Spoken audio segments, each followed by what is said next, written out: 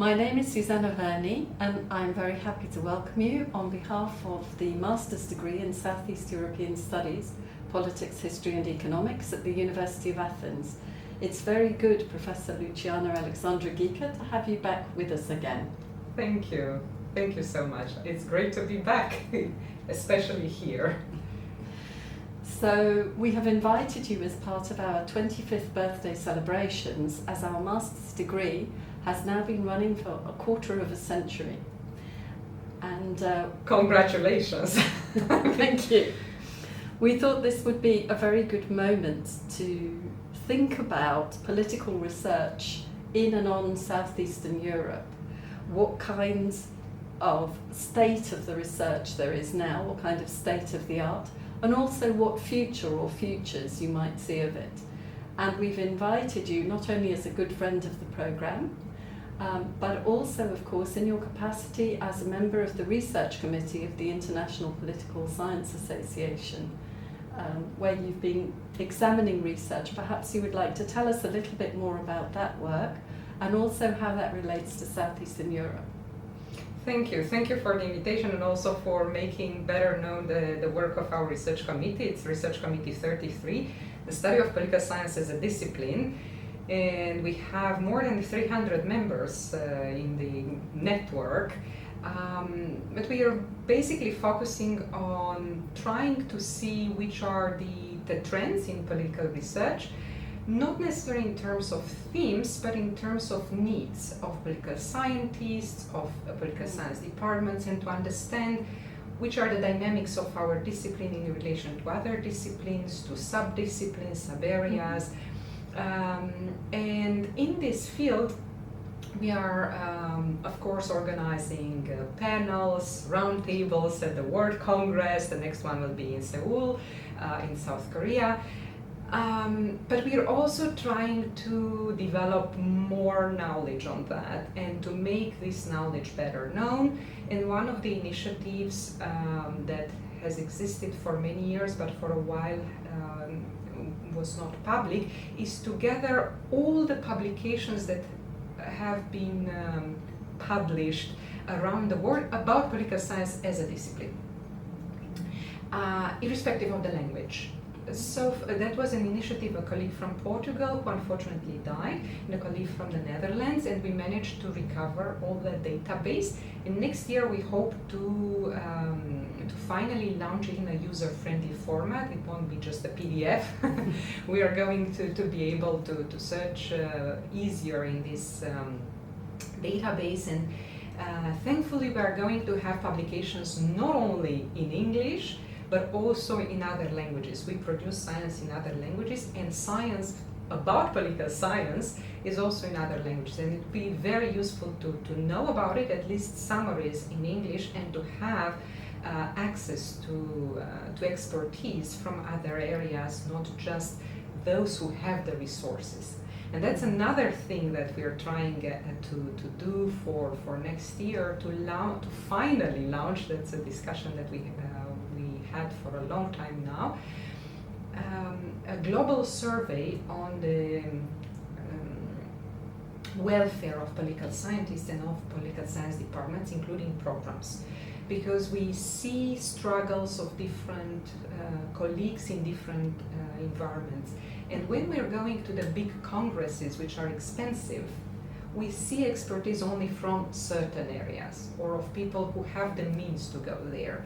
But we do not know about departments or programs or political scientists who are not in the spotlight because it's a fashionable topic or a fashionable area. So we would like to finally have a more comprehensive understanding of what political science is as a discipline, not just in terms of content, what we're studying. And we hope to have much more knowledge about political science in Southeastern Europe, which we know from the region that is really nice and dynamic, but internationally is very little known still. And such programs are making it very well known beyond the region as well. So congratulations again of having a program older than the students that are now enrolling probably. That's an interesting thought, yes, indeed. We are older than our students.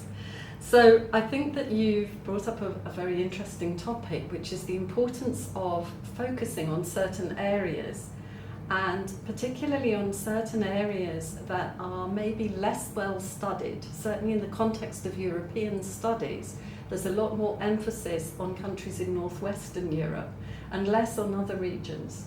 So maybe you could comment a little bit about this and about the role of Southeast European studies in this context?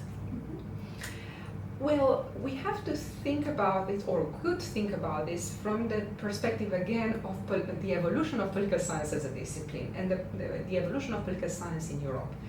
And the type of political science that we are doing now is mostly about good science and, to a large extent, supporting democracy. But this type of knowledge and this type of approach comes also with a sort of political friendship. And the political friendship was about the United States, which during the Cold War were the model for what free world might mean. So much of the European political science, although we had political research, much of political science as a discipline developed during the Cold War in Western and Northern Europe. So this political context led also to the investment of resources for certain type of research, which also led to long-term trends and long-term use of certain cases.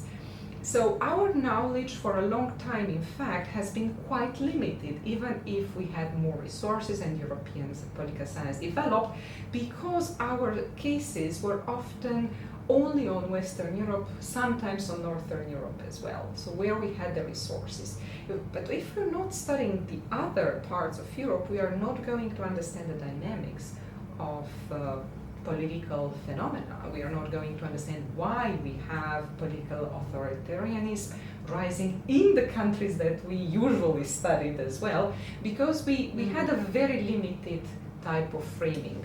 So studying areas such as Southeastern Europe, Central Europe, South Europe is very important. But it's also very important to not fall into the trap of putting these areas into boxes as if they are very clearly defined and they are essentially regions. No, these are just frames that we are taking in order to understand a certain dynamic. But the closer we're going to the margins, the more connected we are actually with the other regions. So it's very important to study other areas than Western and Northern Europe, but not putting everything into the borders. Yes, and I think there's a big risk of exceptionalism, this idea that certain areas are exceptional, that we study them as something apart from the rest of Europe. So I'm very interested in what you're saying about this. And in relation to Southeastern Europe in particular, I think there has been a strong perception of marginality and all kinds of imagined constructions of the Balkans. How do you think that this has impacted on the way in which we research about Southeastern Europe? This comes very much in line with what we said before about the borders and the boxes. And also it comes with the ignorance about each other, unfortunately, because when a topic is no longer fashionable, we tend to remember about it the least interesting things, and usually the most narrative-friendly ones. So about Southeastern Europe, unfortunately, the main narrative is still about Balkans, and Balkans is still about a mess, basically. Very few actually know what is going on in Southeastern Europe right now, and how dynamic and how similar to maybe to Singapore, maybe to South Korea, maybe to Luxembourg, are many of the countries here. But if we are continuing to having this type of narratives about a certain area being like we thought about it just because we heard about it at some time, at some point, we are really just consolidating ignorance. So it's very, very important to understand that no area is marginal. Every area is central.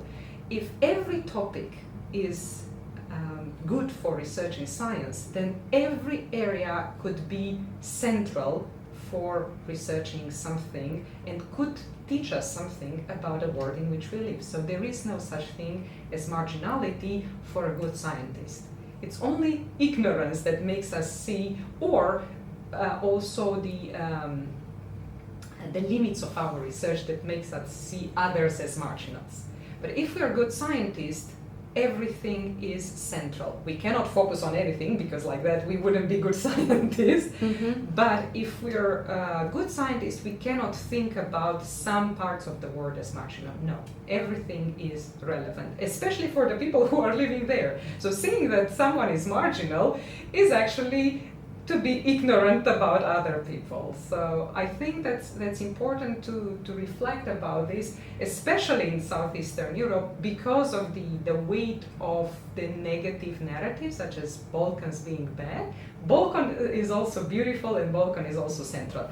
But here, we should not go into the other direction where we are the center of the universe, provincialism, but in the other sense. It's a big danger, yes. So this fits very beautifully with the aims of our programme, in fact, because we aim, of course, to increase knowledge about Southeastern Europe, but we also aim to show how the study of Southeastern Europe is very much linked in with the broad themes that concern the social sciences today. So thank you very much for this interesting conversation, and I'm sure there'll be plenty more to say on this topic in the future. Thank you. Thank you once again for the invitation, and I look forward for the next 25 years. So do we. Thank you very much.